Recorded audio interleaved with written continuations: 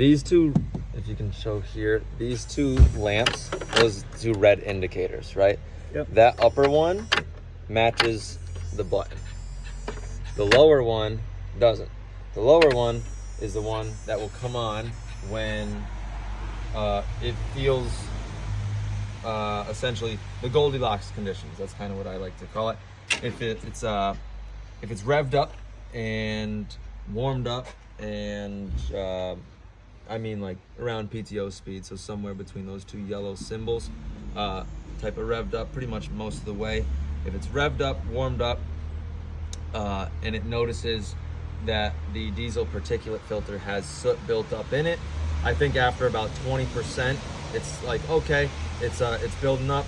I'm gonna start to burn off that soot while I can, while it's at that point. So that's that lamp. If that just comes on while you're working and it stays on for 30 minutes, that's what you want. That's the most ideal scenario, other than running the tractor so hot that it never comes on. That's the only other possible option that's better, and that would be just once it's warmed up, rev it all the way up all the time. That's where it's the most efficient. That's where it's making 42 horsepower or whatever. That's where it's making the least amount of soot, is revved up all the way. But not everybody needs that much power. Not everybody revs them up all the way. So it will slowly collect soot, and when it does, that bottom light will come on when it sees fit, and the top one will come on once it's getting really full. That's like 80 to 90% full. I want to say it comes on at 80%, and then it comes on at 90% again. After 90%, you got about 10 minutes before you're going to be calling me because it's got a check engine light. You know, you can imagine an engine breathing through a straw, right? That's what 95% looks like. So don't want that. There's also a video on our YouTube channel where I explain all of that over again. Okay. But mainly, top one comes on, go inside, eat lunch, whatever, stop what you're doing. Make sure when either of those come on, make sure that the tractor is not in a field or around flammable things. This exhaust will turn purple. It gets really hot, and it can potentially light a field on fire if that was the case. And for that reason, you have this inhibit switch. So if you saw this bottom light coming on, the one that has kind of the thermometer, right? If you saw that bottom one coming on while you're mowing a field that's 2 feet tall, you're gonna wanna press that. You're gonna wanna say no, just so you don't burn the whole field down. But then keep that in mind. You inhibited it, it noticed it's kind of full. Maybe once you're done, you know, go inside and just let it run, let it do its thing, do the park regen, and then you know, have some peace of mind that it's done. That's most of the controls here. We can move on to the backhoe. Backhoe controls, all these labels pretty much have the directions on them. These are your outrigger controls. This will lift the main boom up. This will lift the main, or push the main boom down. This one is the dipper stick, so that would kind of be like the elbow, right? And then this is side to side on the whole boom, and this is curl and curl on the bucket. Okay. You have this for shipping. That goes there, so it doesn't swing side to side, because it will. And then there's also this latch right here. You can lift up on the boom and then lift that up. Essentially, that latch, along with these outriggers latches, are so it doesn't sag down. About 1 inch an hour is pretty standard for pistons this size and this style. We've discussed with Kioti multiple times. Some people are like, oh, it's sagging too much. This is not allowable. Especially when moving the machine, if you don't put these on, I would expect bouncing around. These things are gonna sag pretty darn fast. 1 inch an hour is being parked, right? Off. If you're bouncing around through a field with some rocks in it, without those, they're gonna sag. You're not even gonna be looking back here. It's gonna be right here. You're gonna take out your fence post. You're gonna take out your mailbox. Maybe your kids again, if you're lucky. All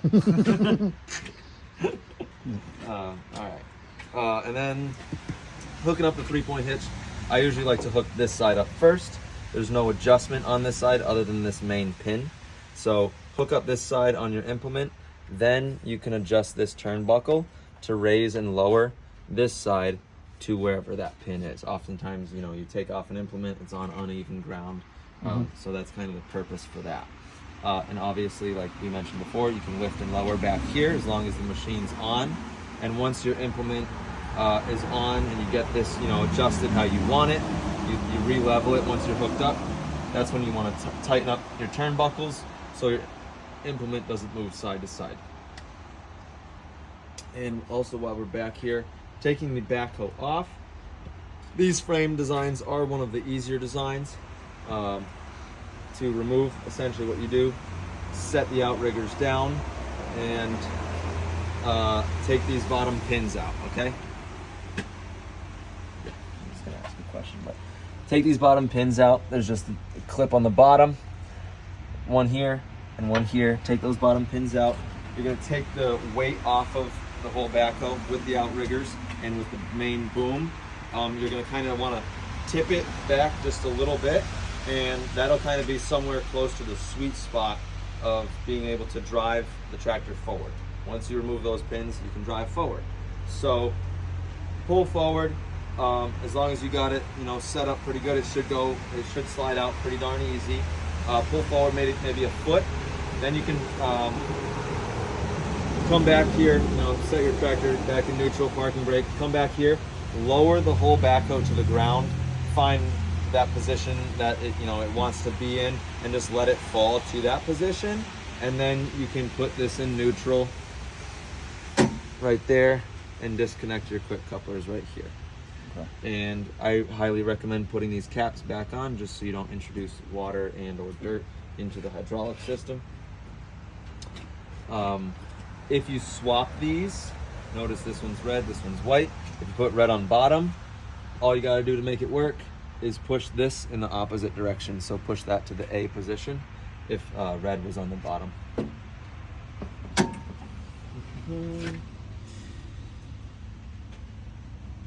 That's most operations, I'd say. You can, I don't know if you ever plan to remove the loader, but the loader has these side kickstands here. You can lift this up, find the position that's best, usually the center, and leave your forks or the bucket on the front. And essentially you can use the loader, suck this piston in all the way. That will give you, more than likely, that will loosen up this pin.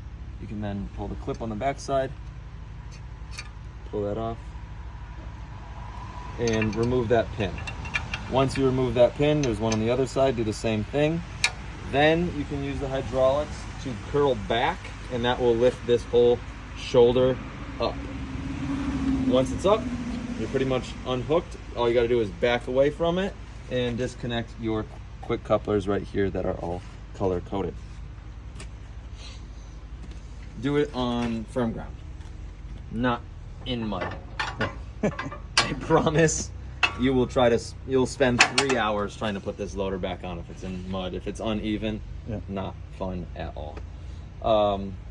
Disconnecting and reconnecting the quick attach is as easy as that, one on each side. While those are up, be cautious not to scoop into this and bend these levers, right? While you're scooping into your other implement.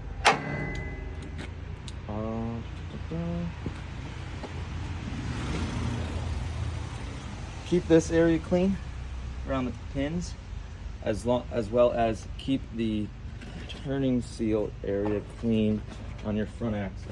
This area right here. You're gonna wanna keep that clean. If dirt gets in there, those seals will go bad. At some point in this tractor's life, I bet you those seals will go bad. Keep that area clean, you'll prolong that from happening, but it's one of the most common tractor repairs across all brands. This is one of the better design that has kind of like a cap over it, but dirt still does get in there. But just hit it like with a pressure washer? If you got a pressure washer, yeah, don't go too close, but just hit it, you know, 10 inches away, foot away, just to rinse it all out. Oftentimes in like a hay field or something, that'll get pull you know, weeds and hay into there, but also dirt. as well if we go through some deeper mud. I've even seen kind of rocks just get stuck on there and kind of get gouged into the housing. So that's just one of the main areas you want to keep clean. And the reason I mentioned the quick attach area as well, putting those levers down is a major pain in the ass when it's all full of dirt, right? That's most of the functions. If you want me to go through some service stuff,